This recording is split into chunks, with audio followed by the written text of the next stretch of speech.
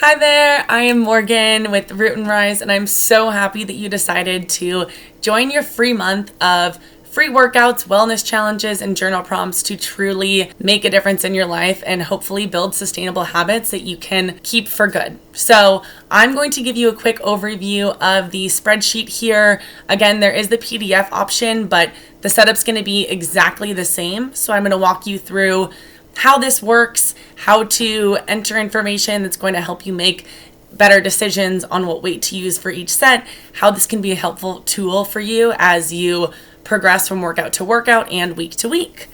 So jumping in right here, you'll see that I have everything sectioned out by weeks. So we have week 1 here, week 2, and it goes down to week 3 and week 4. And then we also have workouts sectioned out. So I have workout number 1, 2, and 3 for each week. The workouts are going to stay the same from week to week. So you'll find workouts 1, 2, and 3 are the same from weeks 1 to 4. And the goal here is that over time, you're going to be trying to implement progressive overload by increasing the weight that you are using. So one really important aspect of that is that we are tracking the weight. That is the whole goal of this spreadsheet or the PDF if you decide to print it out and go that way. So I'll walk you through how I would use this to track my weight. For each workout, you're going to find that there are circuits. At the beginning of your workout, I recommend looking through the entire workout, looking through the different things that you'll be doing, and setting up a space for each circuit. I designed each circuit so that you hopefully will not have to move around much in the gym. If you do, for this one, for example, using this first circuit as an example, let's say you were doing a trap bar deadlift and then a regular bench press.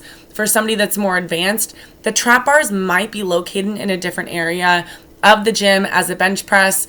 In that case, I would just separate these two exercises, do one of them, rest, do that 3 times, and then go do the other movement separately. For a lot of the movements, though, you will find that you will just need to stay in one location. So a lot of them you'll just be using dumbbells, in which case you can set up a spot near the dumbbells and then complete a lot of those exercises back to back in that same circuit. Each exercise is linked to the video on YouTube. So here you can see I have the trap bar deadlift or the dumbbell deadlift option. If you are using the spreadsheet, I recommend just having it pulled up on your phone. I have the Google Sheets app on my phone. I have it pulled up and then you can link out to that from there. If you decide to print out the plan and have a printable to take you with you in the gym, which is great as well, I recommend saving my YouTube channel. I think it's youtube.com/@rootandrise. There's no underscore on that username. And go to the channel and you can search my channel for each of these exercises as well. Now, when we're doing each of the exercises, one thing that's really important to remember is that when we are trying to build muscle, when the goal is hypertrophy, that means building muscle, we want to make sure that we are working out hard. That means that each of these sets, we want to be difficult by the end of it. So for this first exercise, trap bar deadlift, we want it so that the weight that we pick is difficult to complete for the number of reps listed. So if you haven't weightlifted a lot before, you'll probably be starting with the dumbbell deadlift, and it might take a few tries to figure out a weight that's going to be difficult for that 8 reps, which is where tracking your weight comes in. So let's say you walk into the gym and you're not sure of what weight you should use. You kind of pick a weight, and for the dumbbell deadlift, the first one, we go ahead and we grab 15-pound dumbbells and we're able to do that 15 times.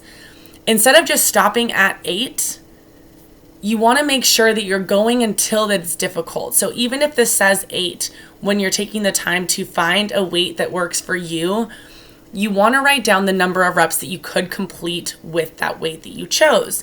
This is going to help inform the decisions that we make for future sets and future workouts as well.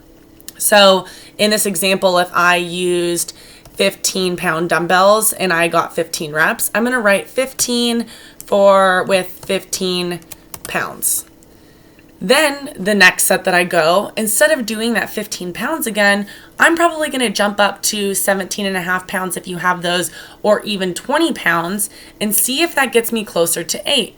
If, let's say, I chose 20 pounds and I was still getting 10 reps with those, I might want to increase that weight again on the last set. But again, I would still make note of it here, and I would say 15, or I would say I did 10 reps for 20 pounds. Tracking overtime is going to be super important. It might take a couple of workouts till you find a weight that is going to be truly challenging. If you do pick a weight for this example and actually apply this to any other of the exercises, and let's say I picked a weight that I could only do 6 reps for, that's probably actually going to be a really good weight for me because it's close to that 8 reps. And then over time, I can try to work with that weight to get that up to 8 reps. So in that case, let's say I was using 30 pounds and I did 6 reps. I would write 6 reps for 30 pounds there. The rest that you have in here is going to be super important as well. So you can take more rest than what's listed here, but resting is going to be super important if the goal is to build muscle. So I know that's a lot of people's goals here. That's why you're here. So you'll want to make sure that you're getting adequate rest in between sets. That's why that's there. Again, if you need to rest more, that's totally fine. At the end of each workout, I have a little place here where you can add notes. I found that it's super helpful to reflect on a workout, write in some notes there of, need to try again next week to figure out the right dumbbell deadlift, or had a really bad day, or was super tired and didn't perform really well. Or on the other side of the things, maybe it was, I was super tired going into the gym and I crushed it and I did great and I got personal records and that sort of thing. So it's ever going to help you keep more data on how you're performing, things that you could do better, tips for yourself in the gym, setting up in the gym, all of those sorts of things. Feel free to add that there. The more data that you collect, the more time that you spend in the gym, the more information you'll have to work with every single time you show up after that. Looking over this, I think that's everything. So if you have any questions about using the spreadsheet, using a PDF, tracking weight, anything like that, feel free to let me know. You can reach out to me directly at morgan@rootandrise.co, or you can DM me on Instagram. I'm most active over there, although I do check my Root and Rise email pretty frequently. So let me know if you have any feedback, if you have any questions, if you need any substitutions for movements that maybe hurt you, if you have an injury or some things that you can't do, you can also reach out to me and I can give you some substitution exercises to do as well. So good luck. Let's get started. Let's start off week 1 strong.